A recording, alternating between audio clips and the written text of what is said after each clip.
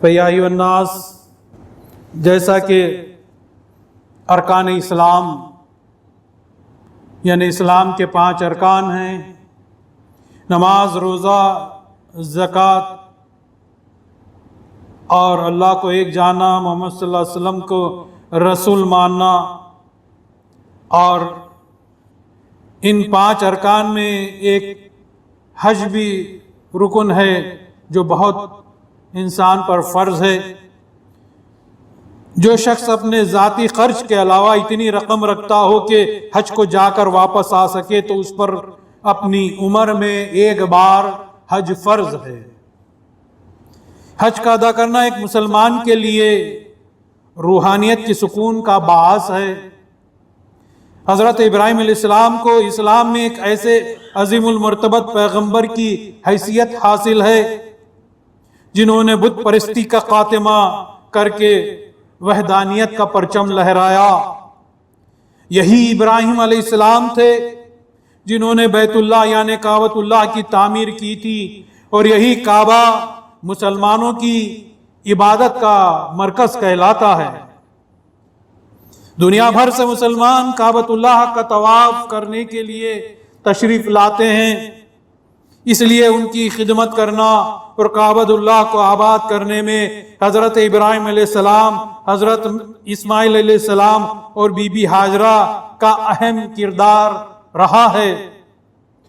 حج کی عبادت مسلمانوں میں ایک اہم عبادت سمجھی جاتی ہے، اور حج کے ارکان میں احرام کا باندھنا، کعبۃ اللہ کا طواف کرنا، صفا و مروہ کے درمیان میں سعی کرنا یعنی دوڑنا، اور عرفات میں ٹھہرنا، اور مینا میں شیطان کو کنکریاں مارنا اور قربانی دینا، یہ حج کے اہم ارکان ہیں۔ عمرہ کرنے والوں کے لیے اس میں سے کچھ ارکان نہیں کرنا ہے، مگر حج کے یہ ارکان پورے جو ابھی بتلائے گئے وہ تمام حج کے ارکانوں میں شامل ہیں۔ سب سے پہلے حاجی کو غسل کر کے پاک و صاف ہونے کے بعد احرام باندھنا ہوتا ہے، اور احرام کے باندھنے کے ساتھ ہی تلبیہ شروع ہو جاتی ہے، یعنی بلند آواز سے لبیک اللہم لبیک لا شریک لک لبیک بار بار کہنا ہوتا ہے، گویا ایک حاجی کی جانب سے اللہ کے گھر میں حاضری کا اعلان ہوتا ہے۔ یہ تلبیہ جو لبیک ابھی کہا گیا، اس کو احرام باندھنے کے بعد ہی نیت کرنے کے بعد شروع کیا جاتا ہے، بار بار اس کو دہرانا ہے، سفر کی حالت میں بھی دہرانا ہے، اور اس کے بعد جب کعبۃ اللہ میں داخل ہو رہے ہوں تب بھی حرم میں داخل ہوتے وقت اس کو دہرانا ہے، مگر جب کعبۃ اللہ کے سامنے نظر پڑ جاتی ہے تو یہ تلبیہ کو روک دینا چاہیے، اور پھر کعبۃ اللہ کے اطراف 7 چکر لگانا جسے طواف کہا جاتا ہے۔ یہ اس بات کی علامت ہے کہ مسلمان اپنی زندگی میں صرف ایک ہی خدا کی عبادت کرتا ہے۔ کعبۃ اللہ کی چکر یعنی طواف کی ابتدا حجر اسود کو بوسہ دینے کے ساتھ شروع ہوتی ہے۔ اگر بوسہ دینے کا موقع بھیڑ بھاڑ میں نہ ملے تو دور سے ہاتھ کے اشارے سے بوسہ لیا جا سکتا ہے، جسے استلام کہا جاتا ہے، یعنی دور اگر کہیں ٹھہرے ہوئے ہوں اور قریب نہیں جا سکتے تو استلام کے ساتھ کعبۃ اللہ کے 7 چکر کی ابتدا ہوتی ہے۔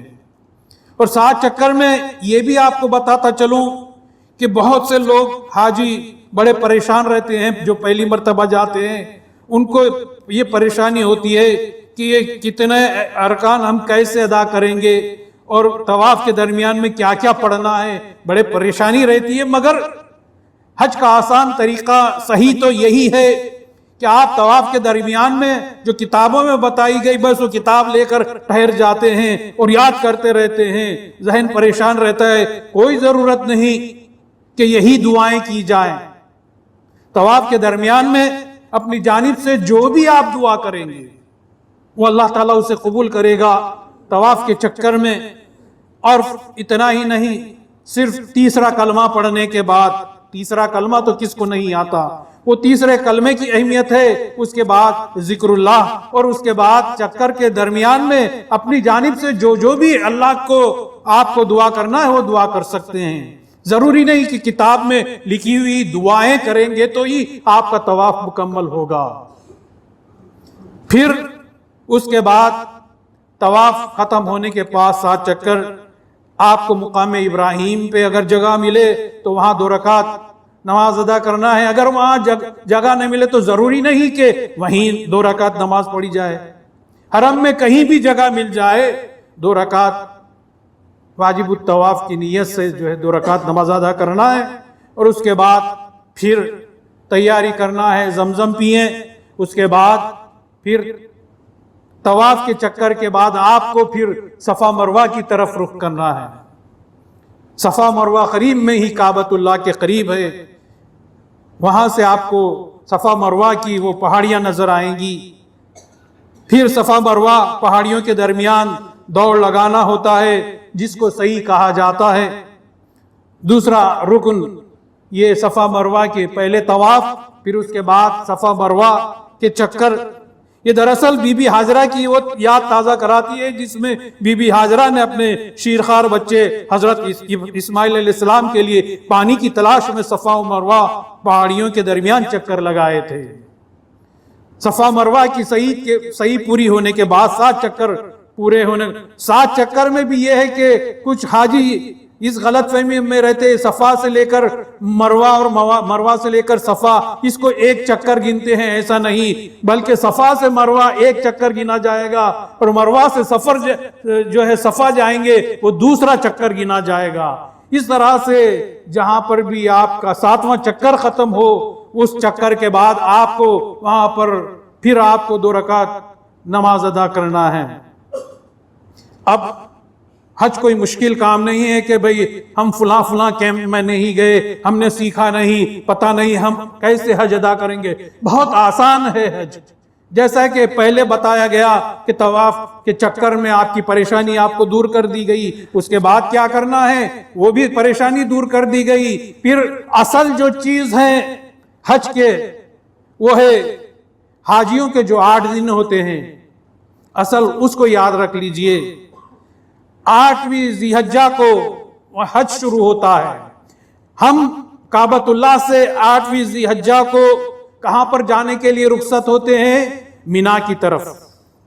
مینا ہمیں جانا ہوتا ہے۔ یہ تو مجموعی عبادت ہے، ایک دوسرے کو دیکھ کر ہم جو ہے چلتے رہتے ہیں، سلسلہ ہمارا چلتے رہتا ہے، پریشانی کی کوئی بات نہیں، ہمیں یہ نہیں آتا وہ نہیں آتا۔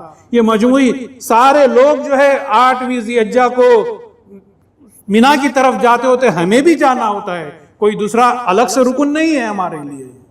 ہم مینا کی طرف جانا ہے ظہر سے پہلے، اور فجر کی نماز کعبۃ اللہ میں پڑھ کر مینا کی طرف جانا ہے۔ مینا میں تقریباً ہم کو ظہر سے پہلے پہنچنا ہے، ظہر، عصر، مغرب، عشاء، پھر فجر، اتنی نمازیں ہمیں مینا میں پڑھنی ہیں 8 ذی الحجہ کو۔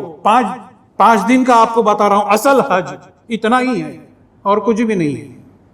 8 ذی الحجہ کو تاریخ یاد رکھنا ہے کہ مینا میں جانا ہے، ظہر کی نماز، عصر، مغرب، عشاء، فجر پڑھنا ہے۔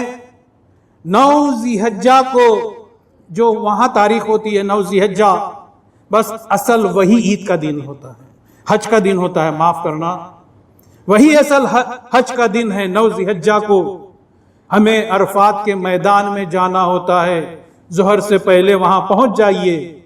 اور 9 ذی الحجہ کو آپ میدان عرفات میں جیسے ہی پہنچ گئے، اگر آپ نے 5 منٹ بھی قیام کر لیا تو سمجھو آپ کا حج ہو گیا۔ یہی اصل حج ہے کہ 9 ذی الحجہ کو صرف ظہر سے پہلے آپ مینا میں پہنچ جائیں، وہاں 5 منٹ بھی گزار لے تو آپ حاجی ہو گئے۔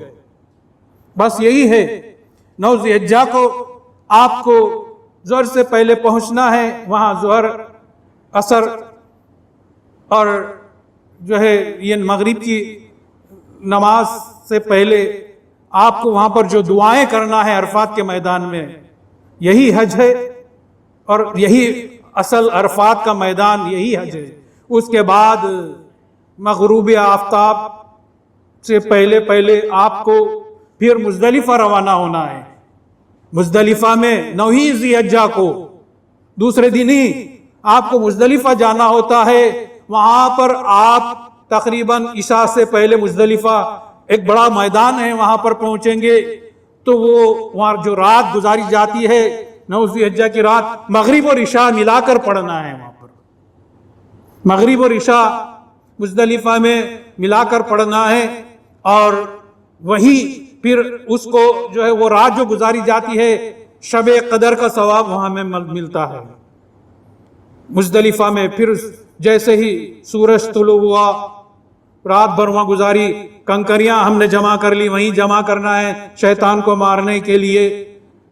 کنکریاں جمع کرنے کے بعد طلوع آفتاب جیسے ہی ہوا سیدھا اپنے خیموں میں آ جانا ہے مینا میں۔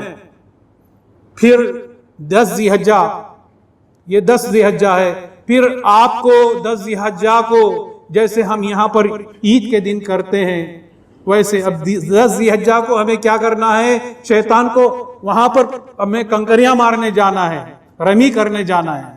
شیطان کو کنکریاں مارنے کے بعد جب ہم واپس لوٹیں گے تو قربانی کرنا ہے۔ وہ قربانی کے لیے وہاں پر ہمارے جو بھی ایجنٹ موجود ہیں وہ ہمیں کہہ دیں گے کہ آپ کی قربانی ہو گئی، تو بس پھر ہمیں حلق کر لینا ہے، سر کے بال منڈوا لینا ہے، اور سمجھیے کہ احرام وہاں پر ہمارا ختم ہو جاتا ہے۔ سر کے بال منڈوا لینے کے بعد پھر اس کے بعد پھر 11 اور 12 یہ 2 دن پھر ہمیں وہاں پر جا کر شیطان کو کنکریاں مارنا ہوتا ہے۔ یہ 2 دن مینا میں گزارنا ہے۔ اس طرح سے جملہ 5 دن کا ہی حج ہے۔ کتنا آسان ہے، یہ کتنا آسان آپ کے سامنے کر دیا، حج کوئی مشکل نہیں ہے۔ پھر اس طرح سے